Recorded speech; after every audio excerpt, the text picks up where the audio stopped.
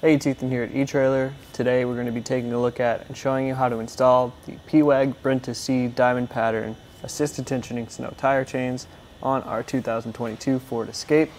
These are going to be tire size 225/65 R17. Make sure you check the fit guide at eTrailer to get the right fit for your tire. Also, we have them on the front axle as per the owner's manual for this car. Make sure that you check your owner's manual. Make sure you're putting the chains on the right set of tires for your car as well. If you live in an area that gets a decent amount of moderate weather pretty often, maybe some moderate snow and even some light ice, and you want some chains that are super easy to install and are going to do a great job, Pewag Brenta C is definitely a solid option. They do have a diamond pattern style, which means you're going to get that coverage on your tire. It's going to help get that grip when you're turning, and you're going to feel them a lot less than you would with a ladder pattern style chain. Also, the links are square, so they're pretty low profile, but they're big enough that they're going to help get you that bite into that ice and snow that I mentioned, and those square links are definitely going to help you do that.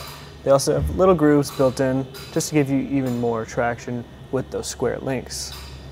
They're also made of a titanium alloy construction, so they're going to be really durable. They're going to hold up well against rust, weather, and corrosion, and they're going to be around and intact much longer than a low carbon steel chain would. With the Escape, we do have limited wheel well clearance, so it's important that the chains are really low profile, which these are. They do meet Class S compatibility standards, so they're not going to be rubbing up against the inside of your vehicle or making contact with your suspension or causing any damage while you're driving. On the inside chains, you can see that they're a different color. That's just because they're powder coated, not only to protect your tire, but also to protect your hands in the event that you're out in the cold trying to get these on.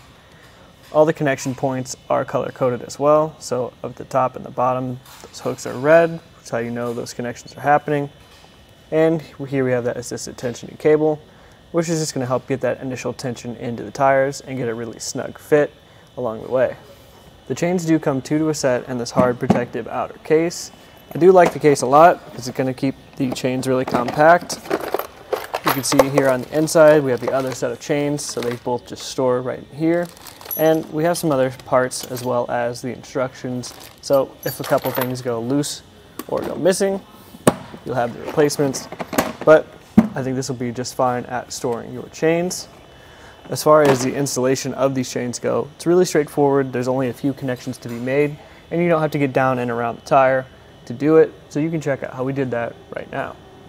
First thing we like to do is to lay the chains out flat. We just want to make sure that nothing gets caught up or twisted or tangled. Especially with this long assisted tensioning cable, it definitely tends to get stuck in places that it shouldn't. We want to make sure that we have this gap here. That's where our tire is going to go, and we want to make sure that the chains are facing the right way.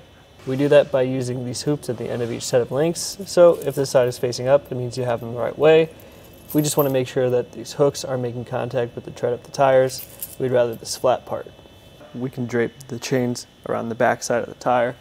So I like to use the side without the assisted tensioning cable, just because, as I mentioned at the beginning, that does tend to get stuck pretty easily. So I'll just feed them around the back and try to pull everything through.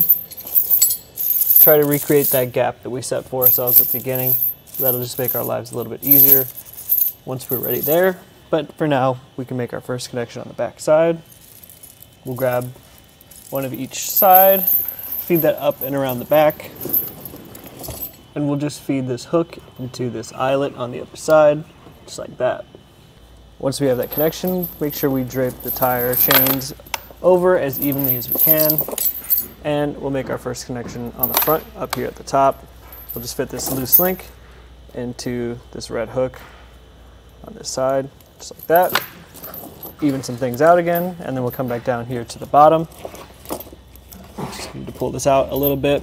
And now we'll use that assisted tensioning cable. We'll feed it through this plate here down at the bottom, and we'll pull that as much as we can to get as much tension into the chains as we can. And from here we can go straight across. If you need a little bit more, you can use this hook, feed the chain through there, and then go up. For us, it seems like we'll have plenty of tension if we just go straight up here. So I'll connect it just like that.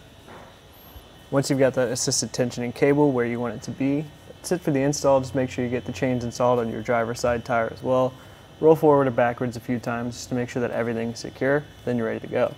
So again, if you're looking for some tire chains that are going to give you really solid coverage, super easy to install, and are going to last a long time, you can't go wrong with the Pewag Brenta C diamond pattern with the assisted tensioning cable. This again was just a quick look at how they fit and how to install them on a 2022 Ford Escape.